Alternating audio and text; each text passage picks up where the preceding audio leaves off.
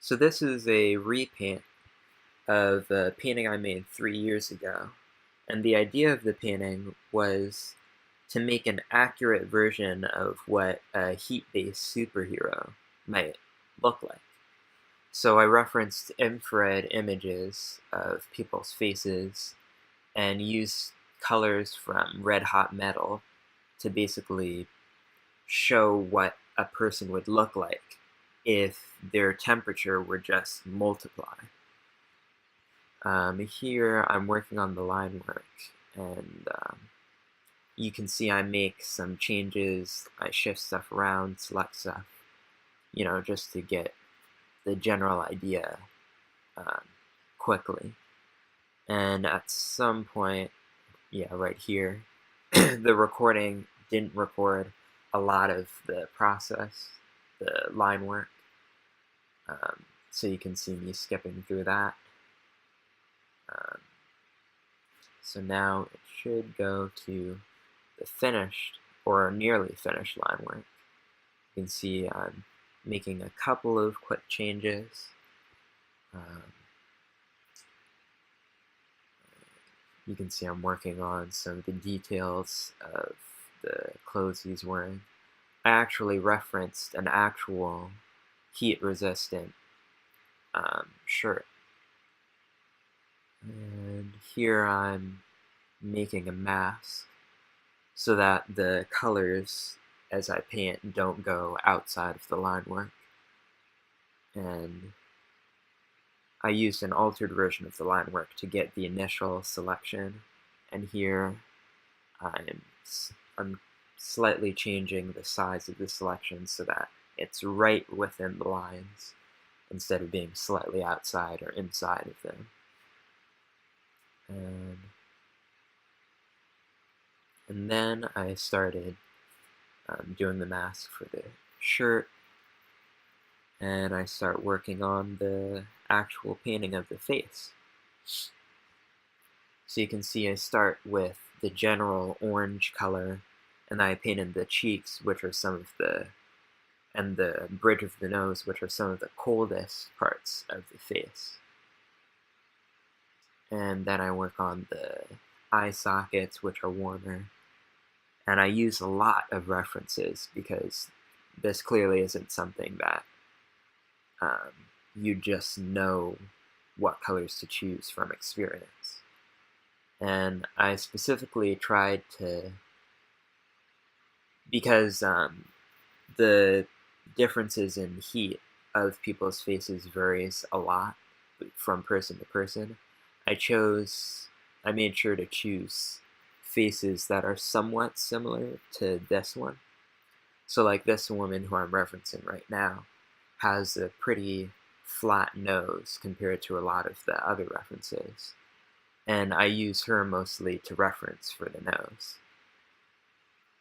And of course I reference her face partially because her nose slopes downward, unlike the other references' face. So, yeah, you can see I use that reference for the ear, and yeah, I just keep painting. Here I look at some pictures of red hot metal just to make sure I'm getting everything correct.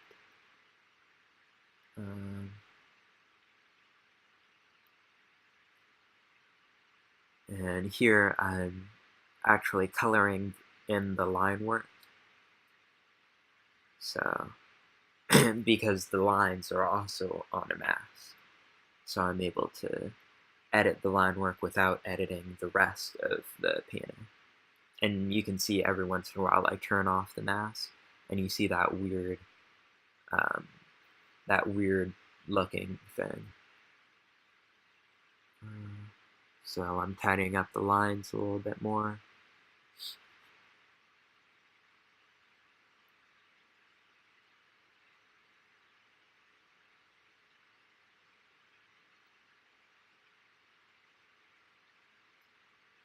When I added the buttons for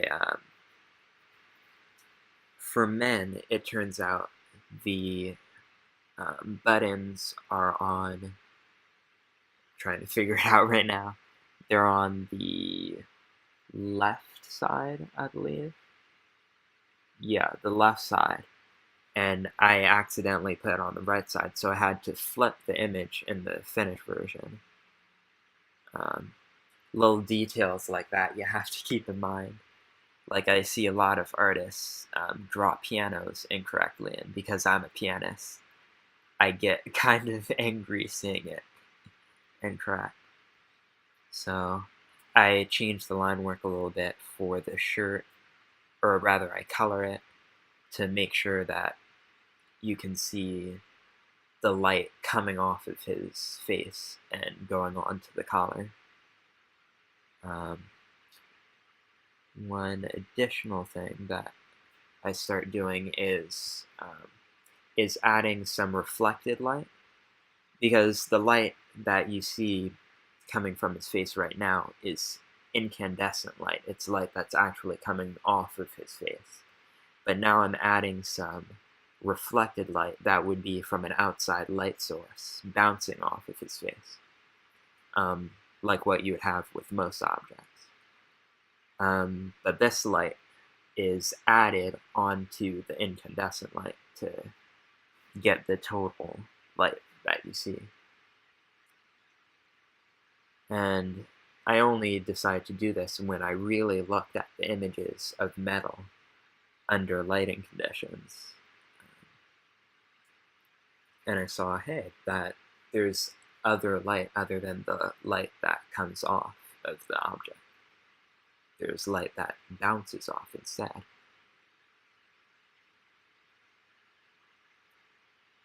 So at this point, I add an effect called chromatic aberration. Some people might also call it printer shake. Printer shake is a different effect, but it's pretty similar. And I do this, I add the chromatic aberration by separating the image into 3 color channels, red, green, and blue. And then I expand the green image slightly, and then I expand the blue image slightly more to get this kind of rainbowish effect. And then I also add some blurring by making a duplicate and blurring the image, and then I make that a mask, and that lets me only blur some parts of the image while keeping other parts nice and crisp. So that's pretty much it. I'm almost done. Yeah. So that's my finished painting. I call it Heat. That's what the painting is titled. Thanks for watching.